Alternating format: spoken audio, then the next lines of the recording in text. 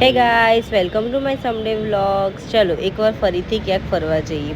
તો બધા bag pack કરીને અમે લોકો નીકળી ગયા એરપોર્ટ જવા માટે. તો અમને સી ઓફ કરવા માટે આવે તો આરવ, આદ્વિક, જીજુ એન્ડ દીપી પણ આવી હતી. તો બધાને બાય કહીને અમે લોકો નીકળી ગયા એરપોર્ટમાં જવા માટે. હા, મારો છોકરો થોડું રોતો તો ઇમોશનલ થઈ ગયો હતો, બટ ઇટ્સ ઓકે. એની મોટી મમ્મા છે, એને સાચવી લેશે. મને બહુ જ એના પર આંધળો વિશ્વાસ છે.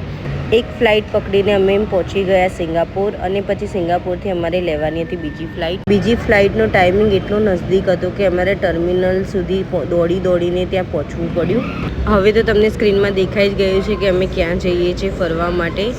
સિંગાપોરનું બ્યુટીફુલ એરપોર્ટને અમે બાય કરીને અમારું લગેજ લઈને અમે લોકો નીકળી ગયા હતા. નીકળ્યા ત્યારે જ અમારી કાર બહાર રેડી હતી અમને હોટલ જવા માટે. તો આમાં ઇમિગ્રેશનમાં અને એમાં તો એટલી વાર નથી લાગતી, બટ લગેજ લેવામાં એટલી વાર હતી. તો અમે એટલા કંટાળી ગયા હતા, અમારું લગેજ જ નહોતું આવી રહ્યું. તો અમે બહુ જ કંટાળી ગયા હતા. હોટલમાં ચેકઆઉટ કર્યું અને પછી રૂમ જોઈને, આ વ્યૂ જોઈને એટલી મજા આવી ગઈ. અને બહુ જ બ્યુટીફુલ વ્યૂ છે અહીંયાનો.